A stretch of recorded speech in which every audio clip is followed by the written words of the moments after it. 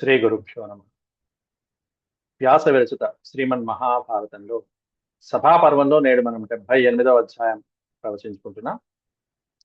ఈ అధ్యాయంలో దుర్యోధనుడు ధృతరాష్ట్రుడితో పాండవుల యొక్క ఐశ్వర్యం గురించి వర్ణిస్తున్నాడు. గత 4 పాఠాల నుంచి కూడా ఆ ఐశ్వర్యం, వాళ్ళకు వచ్చినటువంటి కానుకలు, అందులోనూ రాజులు కప్పంగా చెల్లించినటువంటివి, అంతేకాకుండా రాజసూయానికి తెచ్చినటువంటి కానుకలు, ఇవన్నీ కూడా దుర్యోధనుడు స్వహస్తాలతో తీసుకుని వాటిని ఎక్కడ నిక్షేపించాలో అక్కడ ఉంచుతున్నాడు. ఆ సంపదనంతా కూడా ధృతరాష్ట్రుడికి వివరిస్తూ, ఇటువంటి ఐశ్వర్యాన్ని నేను ఎలాగైనా సరే చేజెక్కించుకోవాలి, అది యుద్ధం చేసైనా సరే, జూదం చేసైనా సరే, వాళ్ళని సంహరించైనా, లేకపోతే నేను సచ్చైనా ఏదో ఒకటి చేయాలి అనే ఆతృతలో ఉన్నాడు దుర్యోధనుడు.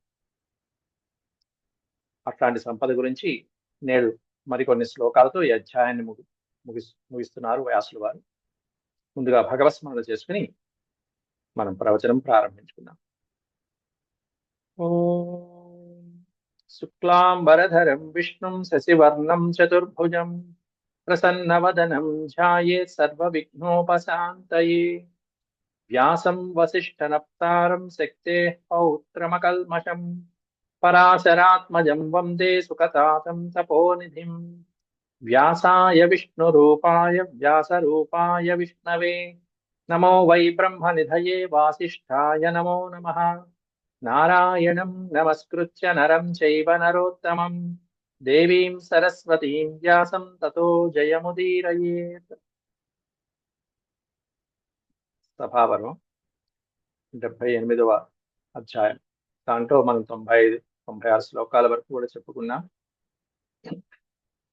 వైదేహకాశ్చ పుండ్రాశ్చ ధోళేయాస్తామ్రలిప్యకాః మరుకా కాశికా దర్ధా భౌమేయా నటనాటకాః కర్కాటాః కాంస్యకుక్తాశ్చ పద్మజాలాస్తతీనరాః దాక్షిణాత్యాః పులిందాశ్చ శవేరాస్తం కణాః శశాః బర్బరా యవనాశ్చైవ గర్గరా వీరకాస్తథా పల్లవా శకకారుషాస్తుంబికాః కౌశికా కాశికాస్తథా. వీళ్ళందరూ కూడా ప్రదేశాలలో ఏ ఏ ప్రదేశాల వాళ్ళు చెప్తున్నారు. దాంట్లో కర్ణాటక కూడా వచ్చింది.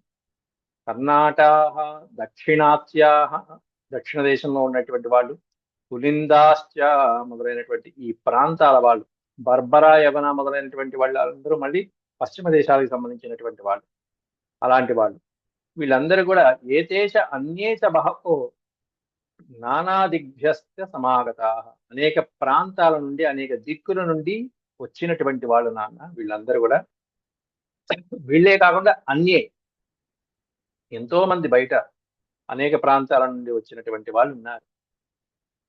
అన్యైశ్చోపహృతాన్యత్ర, వీళ్ళందరూ ఏం తీసుకొచ్చారంటే రత్నాని మహాత్మభి రత్నాని, అత్యంత విలువైనటువంటి ఎన్నో రత్నాలు కానుకలుగా తెచ్చారు వీళ్ళందరూ కూడా. సముద్రసార వైఢూర్యాన్ ముక్తాః శంఖాస్తథైవ చ. సముద్రసార వైఢూర్యం, రత్నాకరుడు సముద్రుడు అంటే, అటువంటి రత్నాకరుడు నుంచి వచ్చినటువంటి విలువైనటువంటి వైఢూర్యాలు, తాహ శంఖాహ అద్భుతమైనటువంటి శంఖాలు, ముత్యములు మొదలైనటువంటివన్నీ కూడా. శుభావర్తాం శుభాం చుక్తి సింహళా సముపాహరన్. శుభావర్తాం శుభాం చుక్తి సింహళ ఎవరు తెచ్చారంటే సింహళ దేశం వాళ్ళు తీసుకొచ్చారు. సింహళం అంటే నేటి శ్రీలంక, సింహళ దేశం.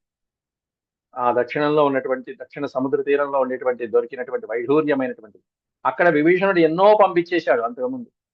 అవి కాకుండా, కప్పంగా ఇచ్చినవే కాకుండా రాజసూయానికి వినమ్రతతో వినయంగా తీసుకొచ్చినటువంటివి ఎన్నో ఉన్నాయి అంటూ దుర్యోధనుడు చెప్పడం జరిగింది. ఇది ఘటోత్కజుడు త్యాగ మిగిలినటువంటి సంభృతాన్ మణిచీరైశ్చ శ్యామాంస్తామ్రలోచనాన్ రాజా చిత్రరథో నామ గంధర్వో వాసవానుగః శతాని చత్వార్యదదత్ దయానాం వాతరంహసాం. అనేకమైనటువంటి, ఇక్కడ దీంట్లో మహారాజా అంటూ దుర్యోధనుతో చెప్తూ, ఒక్కొక్క సత్కులీనుడైనటువంటి రాజు, ఉత్తమ కులంలో జన్మించినటువంటి రాజులు వాళ్ళందరూ, కామ్యక సరోవర సమీపంలో ఉండేటువంటి ఉత్తమమైనటువంటి వాళ్ళందరూ కూడా ఒక్కొక్క 1000 గజములు కానుకగా ఇచ్చి ద్వారం దగ్గర అవన్నీ కానుకలుగా ఇచ్చి కూడా ద్వారం దగ్గర వీళ్ళు ప్రవేశించడానికి ఏదో క్యూ కట్టి ఎదురు చూస్తూ ఉన్నట్టుగా ఉన్నారు వాళ్ళందరూ కూడా. ఇతర రాజులు అనేక మంది, ఎంతో మంది. అందులో ఇంద్రుడికి అనుచరుడైనటువంటి చిత్రరథుడు అనేటువంటి ఒక గంధర్వరాజు ఉన్నాడు. ఆ గంధర్వరాజు కూడా వచ్చాట. అతను ఇంద్రుడికి చాలా ముఖ్యమైనటువంటి వాడు, అనుచరుడైనటువంటి వాడు. అతడు వాయువేగం కలిగినటువంటి 4 నూర్లు అంటే 400 దివ్యమైనటువంటి అశ్వాలను తీసుకొచ్చాడు. అతనితో పాటు తుంబురుడు వచ్చాడు. నారదుడు, తుంబురుడు ఎవరైతే ఉన్నారో, నారదుడు సరే సభలోనే ఉన్నాడు. తుంబురుడు కూడా వచ్చాడు. రాజా చిత్రరథో నామ గంధర్వో వాసవ అనుగహ అన్నారు. వాసవుడు అంటే ఇంద్రుడు, ఇంద్రుడికి అనుయాయి. శతాని చత్వారి యదదాత్ 400 అద్భుతమైనటువంటి హయానాం వాతరంహసాం వాయువేగంతో వెళ్ళగలిగినటువంటి గుర్రాలను తీసుకొచ్చి కానుకగా సమర్పిస్తున్నాడు అక్కడ. అలాగే తుంబురుడు వచ్చాడు. తుంబురుస్తు ప్రముదితో గంధర్వో వాజినాం శతం శతం వాజినా 100 అశ్వాలను తీసుకొచ్చాడు. ఆమ్రపత్ర సవర్ణానాం మదదద్ధే హేమమాలినాం హేమమాలినం ఈ పదాన్ని విడదీస్తే హేమమాలిన సువర్ణమయమైనటువంటి ఆనందంతో తుంబురుడు సరే నారదుడు లోపలే ఉన్నాడు. అంతేకాకుండా తుంబురుడు అనేటువంటి గంధర్వరాజు కూడా చక్కగా పసిరి వెన్నెలగా ఎట్లా అంటే మామిడాకుల యొక్క పసరు ఎలా ఉంటుందో అట్లాంటి సువర్ణమయమైనటువంటి హారాలతో కూడుకున్నటువంటి ఒక పచ్చటి మామిడాకులు ఏ రంగులో ఉంటే అట్లాంటి వర్ణం కలిగినటువంటి ఒక 100 అశ్వాలని కానుకగా ఇచ్చాడు తుంబురుడు. అద్భుతమైనటువంటి. అలాగే పుణ్యాత్ముడైనటువంటి వాడు మహారాజు శూకరదేశరాజు అనేటువంటి ఆయన అనేకమైనటువంటి 100 గజరత్నాలను ఇచ్చాడు. గజాలని రత్నాలని కానుకగా ఇచ్చాడు. ఆ తర్వాత ఎవరెవరు వస్తున్నారో వరుసగా చెప్పుకుంటూ వస్తున్నారు. ఆమ్రపత్రము అంటే ఇక్కడ మనం తినేటువంటి మామిడి పత్రం ఏ విధంగా ఉంటుందో మామిడాకు రంగులో ఉన్నటువంటి అద్భుతమైనటువంటి సువర్ణాభరణాలతో కూడుకున్నటువంటి గుర్రాలు అవన్నీ. తర్వాత కృతి రాజా చ కౌరవ్య సూకరాణం విశాంపతే సూకర దేశానికి చెందినటువంటి రాజు. అదదద్ గజరత్నానాం శతాని సుబహూన్యథ అనేక 100 రత్నాలని శతాని బహూని శతాని అంటే కొన్ని 100 రత్నాలని కానుకగా సమర్పించాడు శూకరరాజు. తర్వాత విరాటరాజు వచ్చాడు. మత్స్య దేశానికి చెందినటువంటి విరాటరాజు. ఈ విరాటరాజు అలాగే పాంచాల రాజు వీళ్ళందరూ ఒక రకంగా బంధువులు అయిపోయారు. వారు విరాటరాజు తర్వాత ఎంత ఆదరిస్తాడు పాండవుల్ని. విరాట పర్వం ఆయన పేరు మీదే ఒక పర్వం అంతా ఉంది ఆ భారతంలో. అట్లాంటి విరాటరాజు. విరాటే నతు మత్స్యేన బల్యర్థం హేమమాలినాం కుంజరాణం సహస్రే ద్వే 2000 కుంజరాణం సహస్రే ద్వే మత్తానాం సముపాహృతే మత్తాన మదించినటువంటి ఏనుగులు మంచి వేగం కలిగినటువంటి గుర్రాలు మత్స్యదేశ రాజు విరాటరాజు. అది కూడా సువర్ణహార భూషితములైనటువంటి 2000 మదించినటువంటి గజములు పిల్ల ఏనుగులు గుణ ఏనుగులు కాదు మదించినటువంటి ఏనుగులు ఇచ్చాడు. అలాగే వసుదానుడు అనేటువంటి రాజు వచ్చాడు. పాంసుడు అనేటువంటి దేశం నుంచి వసుదానుడు 26 ఏనుగులను అతివేగంగా బలంగా ఉన్నటువంటి మంచి యవ్వనంలో ఉన్నటువంటి సువర్ణభూషితాలైనటువంటి 2000 గుర్రాలని ఒక 20 విశేషమైనటువంటి 26 ఏనుగుల్ని కానుకగా ఇచ్చాడు ఆయన. పాంసు దేశానికి చెందినటువంటి మహారాజు. పాంసు రాష్ట్రాత్ వముదానో రాజా 26 గజాన్ 26 అంటే 26 విశేషమైనటువంటి గజాలని అశ్వానాంచ సహస్రే ద్వే 2000 ఆవులు 2000 గుర్రాలు. రాజన్ కాంచనమాలిన బంగారంతో అలంకరించబడినటువంటి అశ్వాలు గజాలు. ఎక్కువ ఇవే సంపద పశు సంపద గుర్రాలు. పైగా క్షత్రియులు కాబట్టి వాళ్ళకి ఇవే అలంకారం. జవసత్వోపపన్నానాం వయస్థానాం నరాధిప బలించ కృత్స్నమాదాయ పాండవేభ్యో న్యవేదయత్. జవసత్వ ఉపపన్నాన మంచి వాయువేగం కలిగినటువంటి గుర్రాలు అవి. అట్లాంటివి ఆ గుర్రాలని కానుకగా ఇచ్చాడు. ఆ తర్వాత ద్రుపద మహారాజు దాదాపుగా 14,000 దాసీ జనాల్ని 10,000 మంది సపత్నీక దాసులు ఎవరైతే ఉంటారో ఆ పత్నీక దాసులు, ఏనుగులు, ఏనుగులు కట్టబడినటువంటి 26 రథాలు, ఏనుగులు లాగుతున్నాయి. అట్లాంటివి ఒక 26 పెద్ద పెద్ద మహారథాలు అట్లాంటివి. అవే కాకుండా ద్రుపదుడు ఇంకా విశేషం ఏంటంటే అల్లుడు గారు కదా అర్జునుడు, పాండవులు 5గురు కూడా. కాబట్టి తన సమస్తమైనటువంటి రాజ్యాన్ని కానుకగా ఇచ్చేశాడు ద్రుపదుడు. ఆయనకే ద్రుపదుడికే ఉన్న పేరు యజ్ఞసేనుడు అని. యజ్ఞసేనేన దాసీనాం సహస్రాణి చతుర్దశ. చతుర్దశ సహస్రాణి 24,000. 24,000 దాసీజనాన్ని. చతుర్దశ అంటే 14. 14,000 దాసీజనాన్ని. దాసానామయుతం. అయుతం అంటే 10,000. 10,000 మంది దాసీజనాన్ని.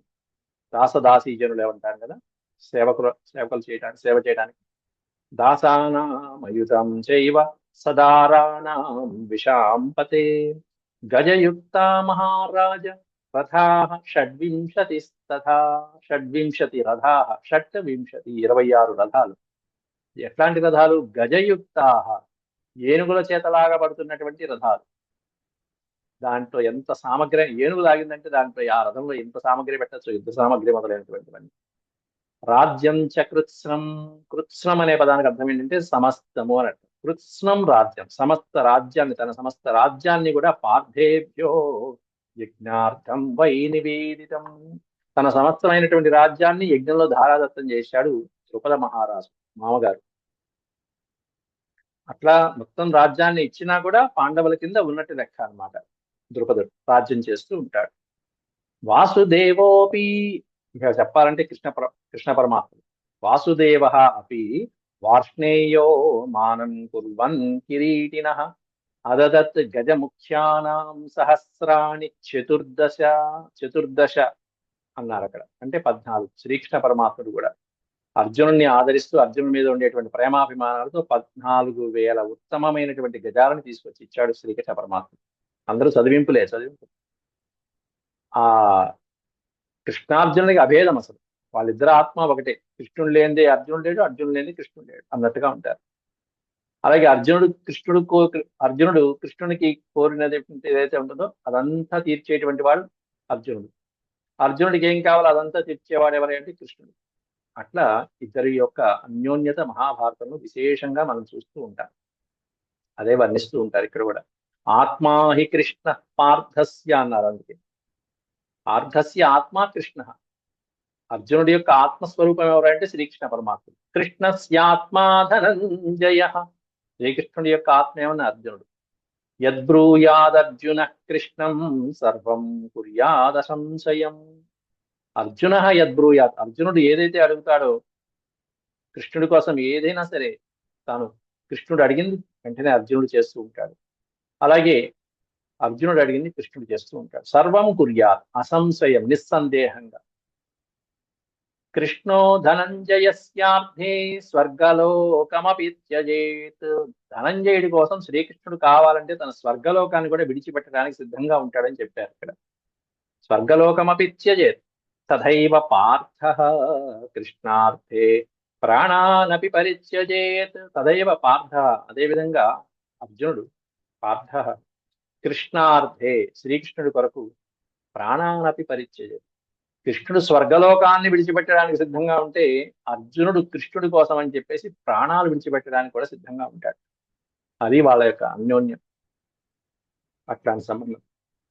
అందుకే నరనారాయణులు వాళ్ళిద్దరు కూడా కొన్ని వేల సంవత్సరాలు బదరీవనంలో తపస్సు చేసి మళ్ళీ ఈ విధంగా కృష్ణార్జునుడిగా అవతారం పొంది దుష్ట సంహారం చేయడానికి, భూదేవిని రక్షించడానికి నడుం కట్టినటువంటి వారు. చందనరసాన్ హేమకుంభ సమాస్థితాన్ మలయాద్ధురాశ్చైవ చందనాగరు సంచయాన్. సురభీశ్చందన రసాన్ హేమకుంభ సమాస్థితాన్. ఇక అక్కడి నుంచి మలయ దుర్దుర పర్వతాల నుండి అక్కడికి అనేక మంది రాజులు వచ్చారు. మలయ పర్వతము, దుర్దుర పర్వతం అనేటువంటి పర్వతాలు మన దక్షిణాది వైపు నుంచి. అక్కడి నుంచి రాజులు బంగారు కడవల్లో అనేకమైనటువంటి సుగంధ ద్రవ్యాలు, చందన రసాలు అలాగే చందనము, అగరు కాష్టాలు మొదలైనటువంటివన్నీ మోపులు మోపులు మోపులు మోపులు, ఓ లోడ్లు, ఎన్ని లోడ్లు అవన్నీ తెచ్చి సిద్ధంగా ఉంచారయ్యా అని చెప్పి వర్ణిస్తున్నారు అక్కడ. మలయా దుర్దురు రాశ్చైవ చందనాగురు సంచయాన్ అన్నారు. మలయ దేశము, దుర్దుర పర్వతము, ఈ పర్వతాల దగ్గర నుంచి ఉన్న ప్రాంతాల నుంచి తెచ్చారు వాళ్ళంతా. అలాగే చోళ పాండ్యులు ఏం తెచ్చారనేటువంటి, చోళ పాండ్య దేశాల వాళ్ళు మణిరత్నాని భాస్వంతి కాంచనం సూక్ష్మ వస్త్రకం చోళ పాండ్యావపి ద్వారం నలేభాతే హ్యుపస్థితౌ. అనేకమైనటువంటి మణిరత్నాలని, ప్రకాశించేటువంటి అద్భుతమైనటువంటి మణుల్ని, బంగారాన్ని, చక్కటి వస్త్రాలని చోళులు, పాండ్యులు మొదలైనటువంటి వాళ్ళు తెచ్చినా కూడా పాపం వాళ్ళందరూ ద్వారం దగ్గర నిలబడి ఎదురు చూస్తూ ఉండవలసి వచ్చింది. వాళ్ళందరూ కూడా సూక్ష్మ వస్త్రాలు అంటే అసలు ఏదో అగ్గిపెట్టిలో పట్టేటువంటి వస్త్రాలు అంటారు, అట్లాంటి సూక్ష్మమైనటువంటి వస్త్రాలు లాంటివి కూడా తెచ్చితే వారికి కూడా లోపలికి ప్రవేశం దొరకలేదు నాన్న అంటూ దుర్యోధనుడు ధృతరాష్ట్రుడితో చెప్పడం జరిగింది. అక్కడి నుంచి తర్వాత మళ్ళీ సముద్రం దగ్గర ఉన్నటువంటి సముద్ర సారం వైఢూర్యం ముక్తా సంఘాంస్తదైవ శతసశ్చ కుధాంస్తత్ర సింహళాహ సముపాహరణ్. సింహళ దేశం నుంచి మళ్ళీ వచ్చినటువంటి ఇంకొంత ప్రాంతం నుంచి, సింహళ దేశంలోనే భిన్నమైన ప్రాంతాలు ఉత్తరం దక్షిణం అట్లా, ఆ ప్రాంతాల్లో సముద్ర తీరం నుంచి వైఢూర్యాలు, ముక్తా సంఘములు అంటే ముత్యాల సమూహాలు, కుప్పలు కుప్పల కుప్పలు కుప్పల కుప్పలు తెచ్చేస్తుంది. శతసశ్చ కుధాంస్తత్ర, ఎన్నో రకాలైనటువంటి సమర్పించుకుంటూ వచ్చారు, గుట్టలు గుట్టలుగా తెచ్చినటువంటి ముత్యాలు. అంతేకాకుండా ఏనుగుల యొక్క కంబళాలు, ఏనుగులకి పైన వేసేటువంటి తివాచీలు, అలాంటివి కొన్ని వందల వేలు తీసుకొచ్చారు సింహళ దేశీయులు. వాళ్ళు తెచ్చినటువంటివన్నీ కూడా. అలాగే మణిఖచ్చితమైనటువంటి వస్త్రాలు ధరించి ఉన్నారు వాళ్ళందరూ కూడా. వారి శరీరాలు అనేటువంటివి చక్కగా అందంగా తయారై వాళ్ళు వచ్చారు అంటూ వర్ణిస్తూ వాళ్ళ గురించి చెప్తూ, సమృత మణి చీరైస్తూ, సమృత అంటే ధరించి ఉండట, వాళ్ళు అలంకారాలు ఎట్లా ఉన్నాయి, ఆ వేష వస్త్రధారణ కూడా దుర్యోధనుడు చెప్తున్నారు. సమృత మణిచీరైస్తూ శ్యామాస్తామ్రాంతలోచన. శ్యామ అంటే నల్లగా ఉన్నారు ఆ ప్రాంతం వాళ్ళు ఎక్కువ మంది, సింహళులు, శ్రీలంక, తమిళనాడు వీళ్ళంతా. శ్యామ తామ్రాంతలోచన, ఎర్రటి నేత్రములు, అంటే నేత్రముల యొక్క అంచులు ఎర్రగా ఉన్నాయి వాళ్ళకి బాగా. తా గృహీత్వా నరాస్తత్ర ద్వారి తిష్టంతి వారితా. వాళ్ళందరూ కూడా అనేకమైనటువంటి కానుకలు, ఉపానయనాలు తీసుకొచ్చి ద్వారం దగ్గర నుంచున్నారు నాన్న. ప్రీత్యర్థం బ్రాహ్మణశ్చైవ క్షత్రియాశ్చ వినిర్జితాః ఉపాజహృర్విశశ్చైవ శూద్రాః శుశ్రూషవస్తదా. 4 జాతుల వాళ్ళు కూడా, బ్రాహ్మణ, క్షత్రియ, వైశ్య, శూద్రులందరూ కూడా చక్కగా కానుకలతో పాటుగా వచ్చారు. వాళ్ళందరూ కూడా ఆయా ప్రాంతాల నుంచి వచ్చినటువంటి వాళ్ళందరూ ఉన్నారు. మ్లేచ్చులు ఉన్నారు, అనేకమైనటువంటి విదేశీయులు ఉన్నారు, భారతదేశ ప్రాంతంలో ఉన్నటువంటి చుట్టూత ప్రాంతాల వాళ్ళు ఉన్నారు, సముద్ర తీరం అవతల వాళ్ళు ఉన్నారు. ఆది మధ్య అంత్య వర్ణములైనటువంటి ఉత్పన్నమైనటువంటి ప్రజలందరూ కూడా వాళ్ళ ధర్మరాజు మీద ప్రేమాభిమానాలతో వచ్చినటువంటి వాళ్ళందరూ ఉన్నారు. ఉత్తగా వచ్చారా, ఖాళీ చేతులతో రాలా, కానుకలు తీసుకొచ్చి మరి అక్కడ నిల్చున్నారు వాళ్ళని. ప్రీత్యా బహుమానాచ అన్నారు అక్కడ. ప్రీతితో, సంతోషంతో, ధర్మరాజు మీద ఉండే గౌరవంతో సంతోషంగా వాళ్ళందరూ బహుమానాలతో పాటు వచ్చారు. బహుమానాచాప్యుపాగచ్చన్ యుధిష్ఠిరం సర్వే మ్లేచ్ఛాః సర్వవర్ణాః ఆదిమధ్యాంతజాస్తదా. సర్వమైనటువంటి మ్లేచ్ఛులు, వర్ణము సర్వవర్ణాః, బ్రాహ్మణ, క్షత్రియ, వైశ్య, శూద్ర జాతుల వాళ్ళు అందరూ కూడా, ఆది మధ్య అంతజాహ మొదలైనటువంటి వాళ్ళందరూ కూడా, నానాదేశ సముత్తైశ్చ నానా జితిభిరేవ చ పర్యస్త ఇవ లోకోయం యుధిష్ఠిర నివేశనే. అనేకమైనటువంటి ప్రాంతాల నుంచి వచ్చినటువంటి వాళ్ళు, అనేక జాతుల వాళ్ళు, భిన్న భిన్నమైనటువంటి సంస్కృతుల వాళ్ళందరూ కూడా ధర్మరాజు యొక్క నివేశనే, ధర్మరాజు యొక్క వసతి గృహంలో, ఆ ఇంద్రప్రస్థంలో రాజసూయం కోసం వచ్చి ఉన్నారు నాన్న. ఉచ్చావచానుపగ్రాహాన్ రాజభిః ప్రాపితాన్ బహూన్ శత్రూణాం పశ్యతో దుఃఖాన్ ముమూర్షా మే వ్యజాయత. ఇట్లా లెక్కలేనన్ని సంపదలు, అపారమైనటువంటి సంపదలు, విలువైనటువంటి కానుకలు ఇవన్నీ చూసి అందరూ కూడా శత్రువునాం పశ్యత, శత్రువులకి ఇంత ఐశ్వర్యం రావడం చూసి నాకు మే మూర్ఛ దుఃఖాన్ ముమూర్ఛ విజాయత, నా మనసు దుఃఖంతో నిండిపోయి అసలు ఏ మాట నోట మాట రావట్లే, ఈ పిచ్చి వెధవకు అన్నట్టుగా ఉంది పరిస్థితి. నా శత్రువుల ఇంట్లో ఇంతమంది రాజులు ఇన్ని కానుకలు తెచ్చి ఇచ్చేటప్పటికి ఒకటే రెండా గుట్టలు గుట్టలు గుట్టలు గుట్టలు పర్వతాల గుట్టల్లాగా ఉంటున్నాయి. ఆ కానుకలు చూసి నాకు దుఃఖంతో ఇక జీవించడం అనవసరం, మరణించడమే మంచిది అనిపిస్తున్నది నాన్న. ఏమంటావు? అంటే మరణించాలనేటువంటి ఆశ కలుగుతున్నది నాకు అని చెప్పి చెప్తున్నాడు. పాండవుల యొక్క సంపద చూసి ఈ దుర్యోధనుడు యొక్క ఈర్ష్య, అసూయ ఎలా ఉన్నాయో స్పష్టంగా తండ్రికి కూడా సిగ్గు లేకుండా చెప్తున్నాడంటే దుర్యోధనుడు చూడండి ఎట్లా ఉంది పరిస్థితి, వాడి పరిస్థితి. అంతేకాకుండా పాండవుల ఇంట్లో ఎవరెవరు ధర్మరాజు ఎవరెవరిని పోషిస్తున్నాడు నిత్యము, నిత్యము పోషిస్తున్నటువంటి వాళ్ళ సంఖ్య చెప్తాడండి ఇక్కడ, ఆశ్చర్యపోయేటువంటి అంశం. తర్వాత సేవకులు ఎంతమంది ఉన్నారు, బ్రాహ్మణులు ఎంతమంది భోజనం చేస్తున్నారు, విద్యార్థులు ఎంతమంది భోజనం చేస్తున్నారు, అవన్నీ లెక్క చెప్తాడు. అదిరిపోతుంది రోజు భోజనం చేసే వాళ్ళ సంఖ్య. భృత్యాస్తు, భృత్యులు అంటే భృతి మీద జీవించే వాళ్ళు అనేవాళ్ళు రోజు సేవకులు.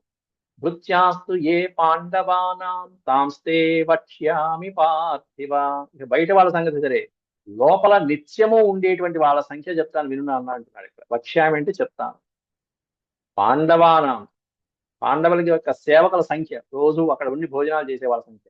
ఏషామామం, ఏషామామం చ పక్వం చ సంవిధత్తే యుధిష్ఠిర, అయుతం త్రీణి పద్మాని గజారోహా ససాదినః ప్రధానామద్భుతం చాపి పాదత బహవస్తథా అంటూ మొత్తం అంతా వాళ్ళ లెక్క చెప్తున్నారు అక్కడ. కానుకలు సరే సరే, వీళ్ళింట్లో ఉండి నిత్యము భోజనం చేసేటువంటి వాళ్ళ సంఖ్య, వాళ్ళకందరికీ రోజు నిత్యము చక్కగా ఉడకేటువంటివి ఉడకనటువంటివి రెండు రకాలు, అంటే ఫలాలు మొదలైనటువంటివి, పచ్చికూరలు మొదలైనటువంటివి ఉంటాయి కొన్ని తినేవి. అట్లా ఉడకనివి, ఉడకకుండా పెట్టేటువంటి ఆమ్ర భోజనం అంటారు దాన్ని. అలాగే ఉడికేటువంటి పదార్థాలు పక్వ పదార్థాలు అంటారు వాటిని. ఇవన్నీ కూడా ఎవరెవరికి ఏది ఎలా పెట్టాలో ఆ సమయానికి పెడుతున్నాడు ధర్మరాజు ఇంట్లో. 3 పద్మముల 10,000 సంఖ్య కలిగినటువంటి గజారోహకులు ఉన్నారు అక్కడ. 10,000 మంది గజారోహకులు.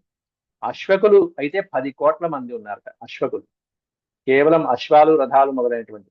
అదే సంఖ్య కలిగినటువంటి రధికులు ఉన్నారు.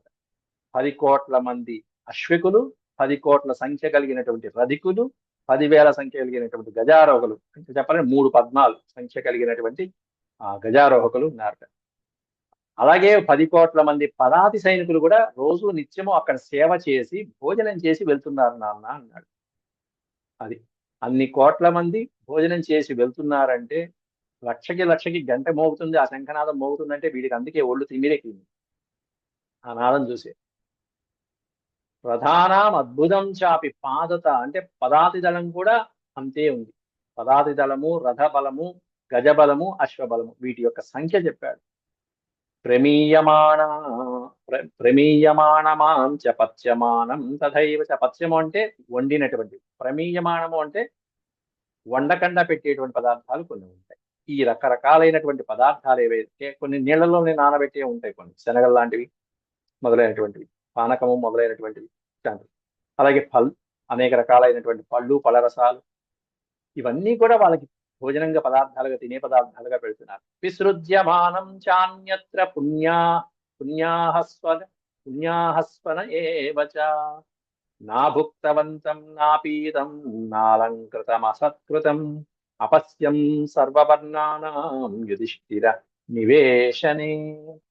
భోజనం చేయనటువంటి వాడిని కానీ, అనేక రకరకాలైనటువంటి పాయసాదులు మొదలైనటువంటి తాగనటువంటి వాడు కానీ, సరిగ్గా అలంకారం చేసుకోనటువంటి వాడు కానీ ధర్మరాజు యొక్క నివేశనలో నాకు కనిపించలేదు నాన్న. అపశ్యం సర్వవర్ణానం, సమస్తమైనటువంటి వర్ణాల వాళ్ళు చక్కగా భోజనం చేశారు, తిన్నారు, తాగారు, అలంకారాలు చేసుకున్నారు, ఆనందంగా గడిపారా, హాయిగా ఉండి వెళ్ళొచ్చారు రాజసూయ. అది ధర్మరాజు యొక్క ఐశ్వర్యం, అంతకంటే ఏం కావాలి.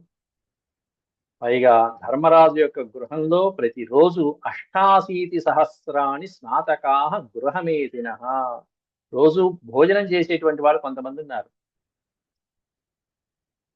అద్భుతమైనటువంటి బ్రాహ్మణోత్తములు మొదలైనటువంటి వాళ్ళు ఉండటమే కాకుండా 28,000 మంది స్నాతకులు అంటే చక్కగా విద్యాభ్యాసాన్ని పూర్తి చేసుకుని గృహస్థ జీవితంలో ప్రవేశించబోతున్నటువంటి వాళ్ళు స్నాతకులు అంటే పట్టా పుచ్చుకున్నటువంటి వాళ్ళు చదువులు. అట్లాంటిది ధర్మరాజు యొక్క ఇంటిలో 28,000 మంది స్నాతకులు నిత్యము పోషించబడుతున్నారట. రోజు వాళ్ళకి కావలసినటువంటి గృహోపకరణాలు, భోజన వసతులు ఇవన్నీ కూడా ధర్మరాజు దగ్గరుండి చూస్తున్నారు. వాళ్ళల్లో ఈ 28,000 మందికి 28,000 మందికి ఒక్కొక్కరికి మళ్ళీ 30 మంది సేవకులు వెనకాల పెట్టాట, పరిచారకులు, దాసదాసి జనాన్ని పెట్టారట. ఆ స్నాతకులందరూ చక్కగా గృహస్థ జీవితాన్ని గడిపి మళ్ళీ ఆ భోజన వసతులు, వాళ్ళ కుటుంబాన్ని పోషించుకోవడానికి కూడా తగినటువంటి సామగ్రిని, ధన సంపాదనని అన్నిటినీ ఏర్పాటు చేసి పోషిస్తున్నాడు ధర్మరాజు. అది పోషించడం అంటేనే భర్త అంటారు, దాన్ని భరించేవాడు. అతడే తండ్రి, అతడే రాజు. అట్లాంటి వాళ్ళందరూ ఇప్పుడు ధర్మరాజుకి ఏం కావాలని ఆశీర్వదిస్తూ ఉంటారు? శత్రునాశనం కావాలని ఆశీర్వదిస్తూ ఉంటారు. శత్రువు ఎవరు? దుర్యోధనుడు. అంటే వీడు నాశనం అవ్వాలని వీళ్ళందరూ ఆశీర్వదిస్తూ ఉంటారు. అదే చెప్తున్నాడు. 28,000 మంది స్నాతకులు, వాళ్ళొక్కొక్కరికి 30 దాశీక ఏకైకో, ఒక్కొక్కరి కింద 30 మంది దాసదాసి జనాల్ని ఏర్పాటు చేశాడు.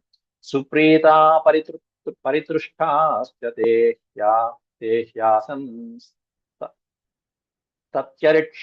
తత్యరిక్షయం అని చెప్పారు. అరి అంటే శత్రువు. ఆ శత్రువు నాశనం అవ్వాలి. ఈ ధర్మరాజు యొక్క శత్రువులు ఎవరైనా ఉంటే వాళ్ళు నాశనం అవ్వాలని చెప్పేసి వాళ్ళంతా కూడా సంతోషంగా ఆశీర్వదిస్తున్నారు ధర్మరాజు. సుప్రీత పరితృష్టాశ్చ, పరితృప్తిలో అయిపోయి మనసు తృప్తిగా ఉంది ఆ బ్రాహ్మణుడికి. ఇంకేం కావాలి? ఇన్ని వేల మంది ధర్మరాజుకి శత్రునాశనం కలగాలి, సర్వదా విజయం కలగాలి అని చెప్పి దీవిస్తున్నారంటే ఇంతమంది దీవెనల మధ్యలో ఎంతమంది విఫలిస్తూ ఉంటాయి అంటే నా పరిస్థితి ఏమిటి ఇంకా అని చెప్పి దుర్యోధనుడు వాడి అర్థం చేసుకోవాలి, సిగ్గుంటే వాడి.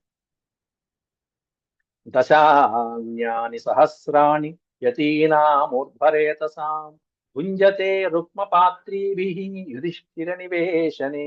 అట్లాగే ధర్మరాజు యొక్క నివేశనంలో, భవనంలో దశాస్యాని సహస్రాణి, వేలాది మంది యతులు, అద్భుతమైనటువంటి తపశక్తి సంపన్నులైనటువంటి సన్యాసులు, ఊర్ధ్వరేతస్కులైనటువంటి శక్తి సంపన్నత కలిగినటువంటి వాళ్ళందరూ కూడా బంగారు పాత్రలో, రుక్మ పాత్రీవి, బంగారు పాత్రలో రోజు భోజనం చేస్తున్నారు నాన్న. వేలాది మంది సన్యాసులు, తపశక్తి సంపన్నులు భోజనం చేస్తున్నారు.